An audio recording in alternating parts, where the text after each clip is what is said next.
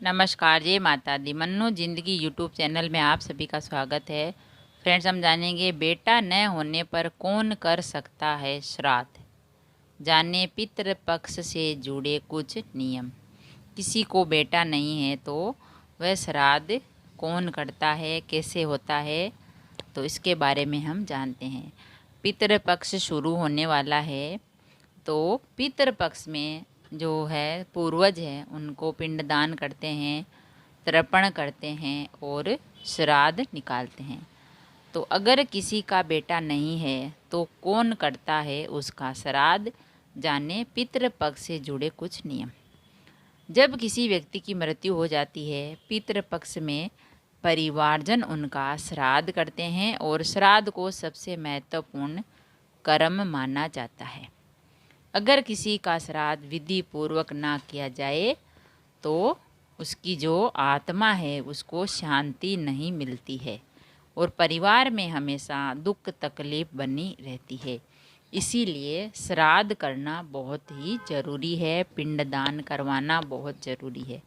तो पिंडदान जो होता है वो उसके बेटे परिवार वाले जो करते हैं तो उनको पितृदोष से मुक्ति मिलती है और पितृ संतुष्ट हो जाते हैं और उनको आशीर्वाद देते हैं कि तुम सदा सुखी रहो।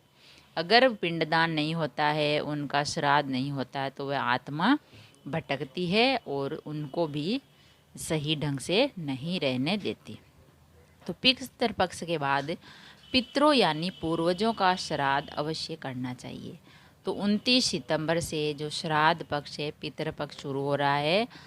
29 सितंबर से शुरू होकर 14 अक्टूबर को समाप्त होंगे। तो 15 दिनों तक चलने वाले पितृ पक्ष में पुत्र ही अपने पितरों का श्राद्ध करता है।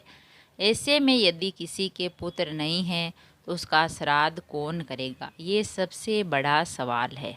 तो इसका धार्मिक ग्रंथों में क्या महत्व है, कौन कर सकता है श्राद्ध।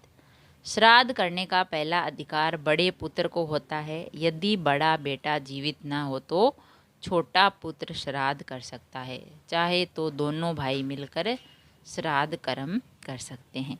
बड़े बेटे की शादी हो गई है तो उसे अपनी पत्नी को साथ मिलकर ही श्राद्ध करना चाहिए। इससे पूर्वज खुश होते हैं और उनकी आत्मा को शांति मिलती है। पति पत्नी जब मिलकर अपने पितरों का तर्पण करते हैं तभी उनकी आत्मा को शांति मिलती है।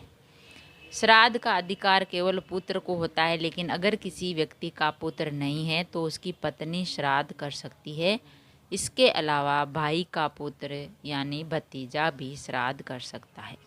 कोई भी उनके जो परिवार में है नज़दीक में वो कर सकते हैं। यदि इनमें से कोई नहीं है तो परिवार में केवल पुत्री है तो पुत्री का बेटा यानी नाती भी श्राद्ध कर सकता है। इससे आत्मा को शांति मिलती है और वह मुक्त हो जाती है। तो पितृपक्ष में क्या करें और क्या ना करें। श्राद्ध के दौरान ब्राह्मणों को यथाशक्ति भोजन कराना चाहिए। जिस दिन जिसका श्राद्ध हो उस दिन ब्राह्मणों को ब्राह्मणियों को 4-5 लोगों को खाना खिलाना चाहिए। जनेऊधारी है तो पिंडदान के बाद उसे बाएं की जगह दाएं कंधे पर रखें।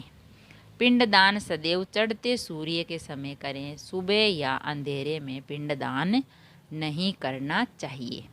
सुबह नहीं करना चाहिए, जैसे 10-11 बजे सूर्य जो चढ़ जाते हैं तभी करें।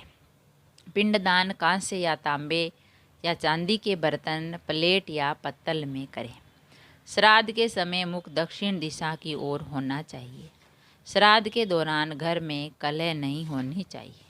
श्राद्ध करने से पितरों की आत्मा को शांति मिलती है और उनकी आत्मा को मुक्ति मिलती है, मुक्त हो जाते हैं, वो किसी को परेशान नहीं करते हैं।